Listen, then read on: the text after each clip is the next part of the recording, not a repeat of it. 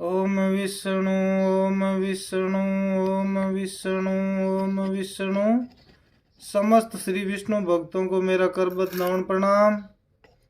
साथियों, आज अपन श्री गुरु जम्बेश्वर भगवान के 64वें शब्द का भावार्थ सुनेंगे। ध्यान पूर्वक सुनिए। बहुत ही अच्छा शब्द है, बहुत ही ज्ञान से सराबोर और भरपूर शब्द है। एक समय की बात है, बीकानेर नरेश लूणकरण ने नारनौल किले को जीतने के लिए उस पर चढ़ाई की। उनका छोटा पुत्र प्रताप तो युद्ध करने के लिए साथ में गया था। उसको तो उस एक घोड़ा दिया, किंतु बड़े पुत्र जेत सिंह को उसके मांगने पर भी घोड़ा नहीं दिया गया। बीकानेर नरेश के दो पुत्र थे लूणकरण जी के। उनमें से छोटे पुत्र को तो घोड़ा देकर युद्ध में साथ लिया, लेकिन बड़े पुत्र को न तो घोड़ा दिया गया और न युद्ध में साथ ले गए।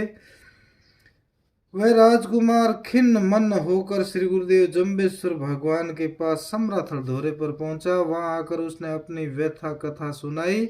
तब श्री गुरुदेव जम्बेश्वर जी ने उसको राज्य प्राप्ति का आशीर्वाद देते हुए यह शब्द सुनाया।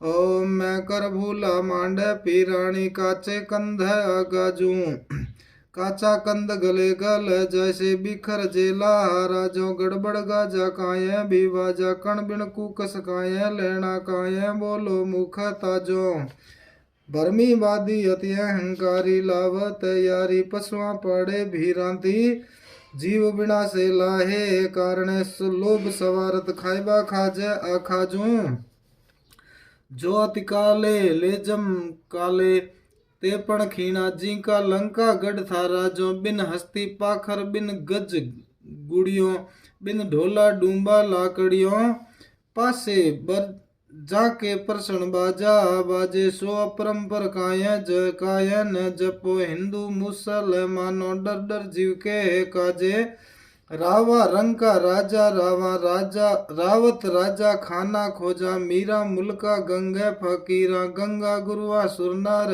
देवा तिम्मर जुलंगा, ऐसा जैसा साह पुरोहिता मिस्र ही व्यासा रूखा बिरखा आव घटंती, अत्रा माए कुण विशेषो मरणत एको मागो, पशु मुकेरू लहे न फेरू कहे जमेरू, सब जग केरू साचे से हर करे घनेरू, ऋण छाड़े जो बिखर जेला ताते मेरू न तेरू, बिसर गया ते मागू रक्तु नातु सेतु धातु कुमलावे जो सागू, जीवर पिंड बिछो वो होसी ता दिन दाम दुगानी, आकन पेको रति बिसो वो सीजे नाही, ओ पिंड कामना काजू, आवत काया ले आय तो जाते सूको जागो, आवत खिण एक लाई थी पर जाते खीणी न लागो, भाग प्राप्ति कर्मा रेखा दरगे जबला जबला मांगो, बिरखे पान झड़े झड़ जायला ते पण ताई न लागू, सेतु दगदू कवला जय कुल कलियो, कुमलावे जूहू सागू, ऋतु बसंती आई और भलेरा सागू, भूला तेण गया रे प्राणी ती का खोजन मागू, विष्णु विष्णु भण लही नसाई, सुर नर ब्रह्मा को न गाई, ताते जबर बिंद डसी रे भाई, बास बसंते कीवी न कमाई, जवर तना जम दूत दाहेला, ताते तेरी कहा न बसाई। इस प्रकार श्री गुरुदेव जम्बेश्वर भगवान ये शब्द सुना रहे हैं और फरमा रहे हैं कि हे जेतसी, तुम्हारे पिता लूणकरण आदि सैनिक किसी कमजोर को दबा करके राज्य हस्तगत करना चाहते हैं। ये कोई मानवता नहीं है, ये कोई बड़ाई नहीं है। ये लोग अपने झूठे अहंकार के कारण वास्तव में अपने को देश व मानवता को भूल चुके हैं। इसीलिए जबरदस्ती किसी दूसरे के ऊपर बल प्रयोग करते हैं। इनको यह पता नहीं है कि यह कच्चा शरीर प्राप्त हुआ है, इससे अकाज नहीं करना चाहिए, क्योंकि मिट्टी के घड़े की तरह ये शरीर भी एक दिन नष्ट हो जाएगा, अर्थात समय आने से पूर्व ये नष्ट भ्रष्ट हो जाएगा। यदि यह शरीर ही नहीं रहेगा तो ये राज्य ही कौन करेगा, तथा राज्य की भी तो सत्ता स्थायी नहीं है, तो फिर ऐसा व्यर्थ का प्रयत्न किस लिए। आगे गुरु महाराज फरमाते हैं, जब यह सभी कुछ स्थायी रहने वाला ही नहीं है तो फिर ये युद्ध में जाते समय ढोल तुरई शंख आदि बजाने बाजे किस लिए बजाए जा रहे हैं? ऐसी कौन सी विजय हासिल करने जा रहे हैं? क्योंकि जिस विजय प्राप्ति का प्रयत्न किया जा रहा है वह तो सभी कुछ कण के बिना थोथा भूसा घास ही लेना है। तो फिर इस निरर्थक घास चांचड़ा के लिए क्यों मुख के से कटु वचन अप्रिय वचन झूठे वचन बोलते हो? क्या मुख से बोलने मात्र से ही सफलता मिल जाएगी? आगे गुरु महाराज फरमाते हैं, जो लोग नित्य प्रति युद्ध में ही रत रहते हैं वे लोग विवेक रहित झूठे वाद विवाद में रत तथा अत्यधिक अहंकारी हो जाते हैं तथा अपने जैसे लोगों से ही मित्रता रखते हैं।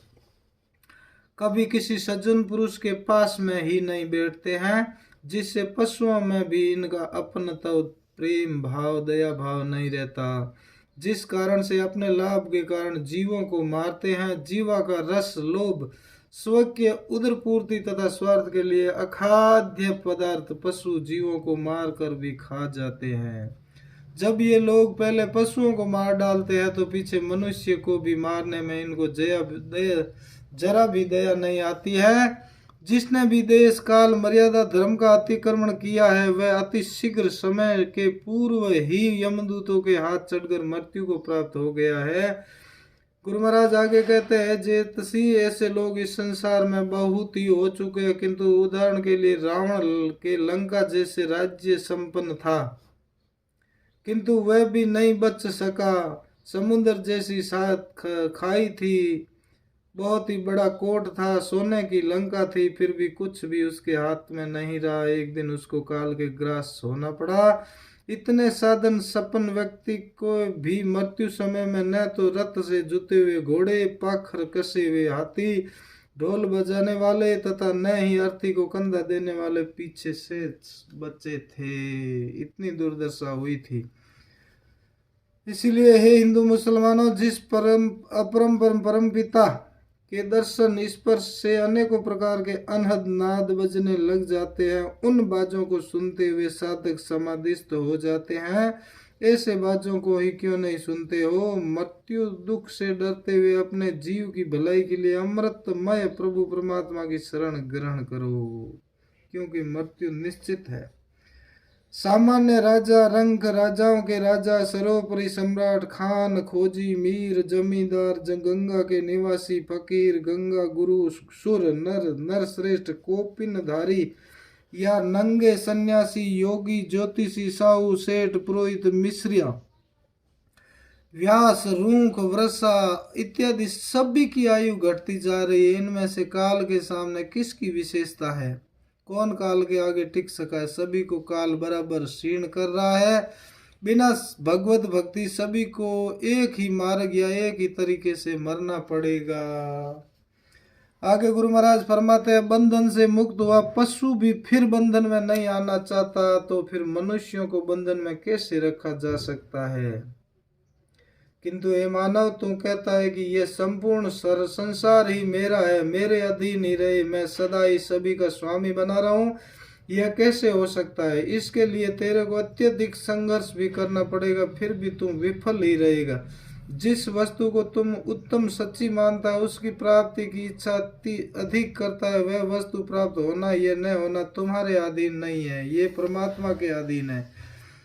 आगे गुरु महाराज फरमाते, जो वस्तु तुम्हें प्यारी लगती है वह तो वन में पड़े हुए छाने उपले के की तरह ही है, जो थोड़े दिन पश्चात ही बिखर जाता है। इसीलिए वह धन दौलत न तो तेरा है और न ही मेरा है, यह तेरा मेरा कुछ भी नहीं है। ऐसे धन यश लोभ भी लोग अपने गंतव्य स्थान जाने के मार्ग को भूल जाते हैं।